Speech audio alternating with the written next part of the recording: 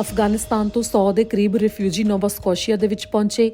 Halifax ਸਟੈਨਫੀਲਡ international airport ਦੇ ਉੱਤੇ ਬੁੱਧਵਾਰ ਦੀ ਰਾਤ ਤੋਂ ਪਹਿਲਾਂ ਉਹ ਲੈਂਡ ਹੋਏ, ਜਿਸ ਦੇ ਬਾਰੇ ਅਧਿਕਾਰੀਆਂ ਨੇ ਜਾਣਕਾਰੀ ਦਿੱਤੀ।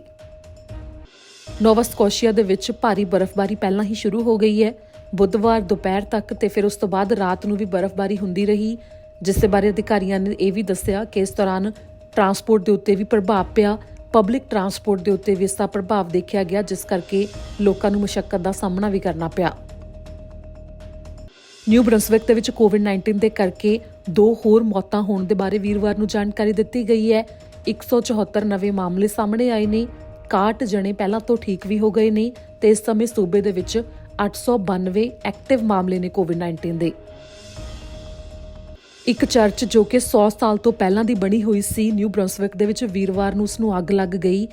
ਸਵੇਰੇ ਇਹ ਅੱਗ ਲੱਗੀ ਸੀ, ਜਿਸ ਤੋਂ ਬਾਅਦ ਚਰਚ ਦੀ ਇਮਾਰਤ ਪੂਰੀ ਤਰ੍ਹਾਂ ਸੜ ਗਈ। ਨੋਵਾ ਸਕੋਸ਼ੀਆ ਦੇ ਲੁਨਨਬਰਗ ਕਾਉਂਟੀ ਦੇ ਵਿੱਚ 3 ਜਣਿਆਂ ਦੇ ਉੱਤੇ ਕਈ ਮਾਮਲੇ ਦਰਜ ਹੋਏ ਨੇ। ਨਸ਼ਾ ਤਸਕਰੀ ਨਾਲ ਸੰਬੰਧਿਤ ਮਾਮਲੇ ਦਰਜ ਕੀਤੇ ਗਏ ਨੇ। ਟੋਰਾਂਟੋ ਰੈਪਟਰਸ ਦੇ ਪ੍ਰੈਜ਼ੀਡੈਂਟ ਮਸਾਈ ਉਜੀਰੀ ਨੂੰ ਕੋਵਿਡ-19 ਤੋਂ ਪੋਜ਼ਿਟਿਵ ਪਾਇਆ ਗਿਆ ਹੈ। ਐਤਵਾਰ ਨੂੰ ਇੱਕ ਇਵੈਂਟ ਦੇ ਵਿੱਚ ਉਹ ਪਹੁੰਚੇ ਸਨ, ਜਿਸ ਤੋਂ ਬਾਅਦ ਉਹਨਾਂ ਨੂੰ ਕੋਵਿਡ-19 ਤੋਂ ਪੋਜ਼ਿਟਿਵ ਪਾਇਆ ਗਿਆ, ਅਧਿਕਾਰੀਆਂ ਨੇ ਦੱਸਿਆ। ਹਾਲੀਵੁੱਡ ਅਭਿਨੇਤਾ ਰਿਆਨ ਰੇਨੋਲਡਸ ਦੇ ਵੱਲੋਂ ਛੁੱਟੀਆਂ ਦੇ ਵਾਸਤੇ ਇੱਕ ਮੁਹਿੰਮ ਪਹਿਲਾਂ ਤੋਂ ਸ਼ੁਰੂ ਕਰ ਦਿੱਤੀ ਗਈ ਹੈ। ਸਾਲ 2021 ਦੀਆਂ ਛੁੱਟੀਆਂ ਤੋਂ ਪਹਿਲਾਂ ਉਹਨਾਂ ਨੇ ਸਵੈਟਰ ਕੈਂਪੇਨ ਸ਼ੁਰੂ ਕੀਤਾ ਹੈ, ਜਿਸ ਦੇ ਰਾਹੀਂ ਬਿਮਾਰ ਬੱਚਿਆਂ ਦੇ ਲਈ ਦਾਨ ਇਕੱਠਾ ਕੀਤਾ ਜਾਵੇਗਾ। ਟੋਰਾਂਟੋ ਤੇ ਆਲੇ-ਦੁਆਲੇ ਦੇ ਖੇਤਰ ਦੇ ਵਾਸਤੇ এনवायरमेंट ਕੈਨੇਡਾ ਦੇ ਵੱਲੋਂ ਸਪੈਸ਼ਲ ਵੈਦਰ ਸਟੇਟਮੈਂਟ ਜਾਰੀ ਕੀਤੀ ਗਈ ਹੈ, ਜਿਸ ਦੇ ਵਿੱਚ ਉਹਨਾਂ ਨੇ ਦੱਸਿਆ ਹੈ ਕਿ ਵੀਕਐਂਡ ਦੇ ਉੱਤੇ ਤੇਜ਼ ਹਵਾ ਤੇ ਭਾਰੀ ਮੀਂਹ ਪੈਂਦਾ ਰਹੇਗਾ। ਓਨਟਾਰੀਓ ਦੇ ਵਿੱਚ ਇੱਕ ਔਰਤ ਦੇ ਨਾਲ ਸਕੈਮ ਹੋਇਆ। ਦਰਅਸਲ ਇੱਕ ਵੈਬਸਾਈਟ ਦੇ ਉੱਤੇ ਕੰਪਿਊਟਰ ਦੇ ਉੱਤੇ ਇੱਕ ਵਿਗਿਆਪਨ ਪੌਪ ਹੋਇਆ, ਜਿਸ ਦੇ ਉੱਤੇ ਉਸਨੇ ਜਦੋਂ ਕਲਿੱਕ ਕਰ ਦਿੱਤਾ ਤਾਂ ਕਰੀਬ $2000 ਦੀ ਉਸ ਦੇ ਨਾਲ ਠੱਗੀ ਮਾਰ ਲਈ ਗਈ। ਓਨਟਾਰੀਓ ਦੇ ਵਿੱਚ ਕੋਵਿਡ-19 ਦੇ ਮਾਮਲੇ ਪਿਛਲੇ ਕਈ ਮਹੀਨਿਆਂ ਤੋਂ ਬਾਅਦ ਇੱਕ ਦਿਨ ਦੇ ਵਿੱਚ ਕਾਫੀ ਗਿਣਤੀ ਸਾਹਮਣੇ ਆਏ। ਵੀਰਵਾਰ ਨੂੰ 1200 ਨਵੇਂ ਮਾਮਲੇ ਸਾਹਮਣੇ ਆਉਣ ਦੇ ਬਾਰੇ ਜਾਣਕਾਰੀ ਦਿੱਤੀ ਗਈ ਹੈ। ਟੋਰਾਂਟੋ ਪੁਲਿਸ ਦੀ ਗੱਡੀ 3 ਵਾਹਨਾਂ ਦੇ ਨਾਲ ਟਕਰਾ ਗਈ, ਜਿਸ ਤੋਂ ਬਾਅਦ 3 ਜਣਿਆਂ ਨੂੰ ਹਸਪਤਾਲ ਦੇ ਵਿੱਚ ਪਹੁੰਚਾਉਣਾ ਪਿਆ, ਜਿਨ੍ਹਾਂ ਦੀ ਹਾਲਤ ਗੰਭੀਰ ਬਣੀ ਹੋਈ ਸੀ ਪਰ ਖਤਰੇ ਤੋਂ ਬਾਹਰ ਸੀ, ਜਿਸ ਦੇ ਬਾਰੇ ਦੱਸਿਆ ਗਿਆ ਹੈ ਕਿ ਬੁੱਧਵਾਰ ਨੂੰ ਐਵੇਨਿਊ ਰੋਡ ਤੇ ਸੈਂਟ ਕਲੇਅਰ ਐਵੇਨਿਊ ਵੈਸਟ ਦੇ ਉੱਤੇ ਰਾਤ ਦੇ 9 ਵਜੇ ਤੋਂ ਪਹਿਲਾਂ ਇਹ ਹਾਦਸਾ ਵਾਪਰਿਆ। ਬ੍ਰਿਟਿਸ਼ ਕੋਲੰਬੀਆ ਦੇ ਵਿੱਚ ਓਵਰਡੋਜ਼ ਦੇ ਕਰਕੇ ਕਾਫੀ ਗਿਣਤੀ ਵਿੱਚ ਮੌਤਾਂ ਦੇ ਮਾਮਲੇ ਸਾਹਮਣੇ ਆਉਣ ਤੋਂ ਬਾਅਦ BC ਕੋਰਨਰਸ ਦੇ ਚੀਫ ਵੱਲੋਂ ਓਵਰਡੋਜ਼ ਦੇ ਕਰਕੇ ਹੋਣ ਵਾਲੀਆਂ ਮੌਤਾਂ ਨੂੰ ਰੋਕਣ ਦੇ ਲਈ ਸਖਤ ਕਦਮ ਚੁੱਕਣ ਦੀ ਮੰਗ ਕੀਤੀ ਜਾ ਰਹੀ ਹੈ। ਕੈਨੇਡਾ ਵਿੱਚ ਸਾਲ 2022 ਚ ਹੋਰ ਜ਼ਿਆਦਾ ਮਹਿੰਗਾਈ ਹੋਵੇਗੀ, ਜਿਸ ਸੰਬੰਧੀ ਇੱਕ ਰਿਪੋਰਟ ਜਾਰੀ ਹੋਈ ਹੈ, ਜਿਸ ਦੇ ਵਿੱਚ ਦਾਅਵਾ ਕੀਤਾ ਗਿਆ ਹੈ ਕਿ ਔਸਤਨ ਕੈਨੇਡਾ ਵਿੱਚ ਇੱਕ ਪਰਿਵਾਰ ਦੇ ਲਈ ਸਾਲ 2022 ਵਿੱਚ ਗਰੋਸਰੀ ਉੱਤੇ ਹੀ $15,000 ਤੱਕ ਦਾ ਖਰਚਾ ਹੋਵੇਗਾ। ਬ੍ਰਿਟਿਸ਼ ਕੋਲੰਬੀਆ ਦੇ ਵਿੱਚ ਵੀਰਵਾਰ ਨੂੰ ਜੋ ਅੰਕੜੇ ਸਾਂਝੇ ਕੀਤੇ ਗਏ, ਉਹਨਾਂ ਮੁਤਾਬਕ ਕੋਵਿਡ-19 ਦੇ 341 ਨਵੇਂ ਮਾਮਲੇ ਸਾਹਮਣੇ ਆਏ ਨੇ ਤੇ 9 ਹੋਰ ਮੌਤਾਂ ਹੋ ਚੁੱਕੀਆਂ ਨੇ। ਕੋਕਾ ਹਿਲ ਹਾਈਵੇ ਜਿਵੇਂ ਕਿ ਸਾਲ 2022 ਤੱਕ ਦੁਬਾਰਾ ਤੋਂ ਖੁੱਲੇਗਾ। ਜੋ ਹੜ੍ਹ ਦੇ ਕਰਕੇ ਨੁਕਸਾਨ ਹੋਇਆ, ਉਸ ਤੋਂ ਬਾਅਦ ਹਾਈਵੇ 3 ਦੇ ਵਾਸਤੇ ਅਧਿਕਾਰੀਆਂ ਨੇ ਜਾਣਕਾਰੀ ਦਿੱਤੀ ਹੈ ਕਿ ਕਾਫੀ ਲੰਬਾ ਚਿਰ ਉਡੀਕ ਕਰਨੀ ਪੈ ਸਕਦੀ ਹੈ। ਉਦੋਂ ਤੱਕ ਹਦਾਇਤਾਂ ਜਾਰੀ ਰਹਿਣਗੀਆਂ ਜਦੋਂ ਤੱਕ ਪੂਰੀ ਤਰ੍ਹਾਂ ਹਰੀ ਝੰਡੀ ਨਹੀਂ ਦੇ ਦਿੱਤੀ ਜਾਂਦੀ।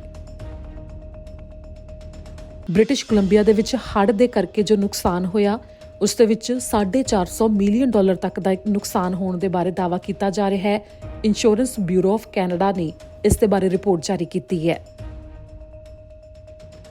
ਬ੍ਰਿਟਿਸ਼ ਕੋਲੰਬੀਆ ਦੇ ਵਿੱਚ ਕੋਵਿਡ-19 ਦੇ ਦੌਰਾਨ ਹੋਰ ਬਿਮਾਰੀਆਂ ਦੇ ਇਲਾਜ ਦੇ ਵਾਸਤੇ ਜੋ ਸਰਜਰੀਜ਼ ਹੁੰਦੀਆਂ ਨੇ, ਉਹਨਾਂ ਦੀ ਗਿਣਤੀ ਕਾਫੀ ਜ਼ਿਆਦਾ ਘਟ ਗਈ। ਆਮ ਨਾਲੋਂ 4200 ਤੱਕ ਘੱਟ ਸਰਜਰੀਜ਼ ਹੋਈਆਂ ਨੇ, ਜਿਸ ਦੇ ਬਾਰੇ ਇੱਕ ਰਿਪੋਰਟ ਦੇ ਰਾਹੀਂ ਦਾਅਵਾ ਕੀਤਾ ਗਿਆ ਹੈ। ਜਿਵੇਂ ਕਿ ਅੱਗੇ ਛੁੱਟੀਆਂ ਆ ਰਹੀਆਂ ਨੇ ਤਾਂ ਬ੍ਰਿਟਿਸ਼ ਕੋਲੰਬੀਆ ਵਿੱਚ ਫੇਰੀਜ਼ ਦੇ ਵਾਸਤੇ ਹੋਰ ਜ਼ਿਆਦਾ ਸਰਵਿਸ 'ਚ ਵਾਧਾ ਕੀਤਾ ਜਾ ਰਿਹਾ ਹੈ, ਜਿਸ ਦੇ ਬਾਰੇ ਦੱਸਿਆ ਗਿਆ ਕਿ 167 ਸੇਲਿੰਗਸ ਨੂੰ ਹੋਰ ਵਧਾਇਆ ਜਾ ਰਿਹਾ ਹੈ। ਬ੍ਰਿਟਿਸ਼ ਕੋਲੰਬੀਆ ਦੇ ਵਿੱਚ ਜਿਵੇਂ ਕਿ ਇੱਕ ਪਾਰਟੀ ਦੇ ਵਾਸਤੇ ਰੈਪਿਡ ਟੈਸਟ ਕਿਟਸ ਦਿੱਤੇ ਗਏ, ਜਿਸ ਤੋਂ ਬਾਅਦ ਬ੍ਰਿਟਿਸ਼ ਕੋਲੰਬੀਆ ਸਰਕਾਰ ਨੇ ਇਸ ਦੇ ਉੱਤੇ ਕੋਈ ਵੀ ਜਵਾਬ ਦੇਣ ਤੋਂ ਫਿਲਹਾਲ ਇਨਕਾਰ ਕਰ ਦਿੱਤਾ ਹੈ।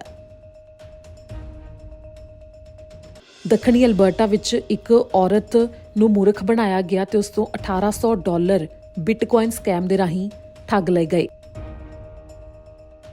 ਅਲਬਰਟਾ ਵਿੱਚ ਵੀਰਵਾਰ ਨੂੰ ਜੋ ਅੰਕੜੇ ਸਾਹਮਣੇ ਆਏ ਉਹਨਾਂ ਮੁਤਾਬਕ 333 ਕੋਵਿਡ-19 ਦੇ ਨਵੇਂ ਮਾਮਲੇ ਸਾਹਮਣੇ ਆਏ ਨੇ ਤੇ ਇਸ ਦੇ ਨਾਲ ਹੀ ਓਮਿਕਰੋਨ ਵੇਰੀਐਂਟ ਦੇ ਅਲਬਰਟਾ ਦੇ ਵਿੱਚ ਹੁਣ ਤੱਕ 2 ਮਾਮਲੇ ਸਾਹਮਣੇ ਆ ਚੁੱਕੇ ਨੇ।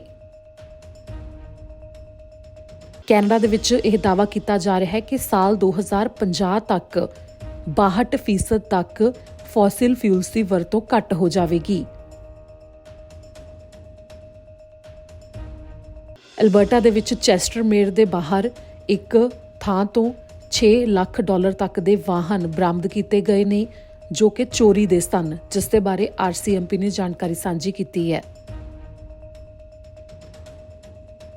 ਅਮਰੀਕਾ ਤੋਂ ਕੈਨੇਡਾ ਵਿੱਚ ਦਾਖਲ ਹੁੰਦਿਆਂ ਇੱਕ ਟਰੱਕ ਦੀ ਜਾਂਚ ਕੀਤੀ ਗਈ ਤਾਂ ਉਸ ਦੇ ਵਿੱਚ 112 ਕਿਲੋ ਕੋਕੇਨ ਪਾਈ ਗਈ ਤੇ 2 ਪੰਜਾਬੀ ਨੌਜਵਾਨਾਂ ਦੇ ਉੱਤੇ ਮਾਮਲੇ ਦਰਜ ਕੀਤੇ ਗਏ ਜੋ ਉਸ ਸਮੇਂ ਟਰੱਕ ਦੇ ਵਿੱਚ ਮੌਜੂਦ ਸਨ।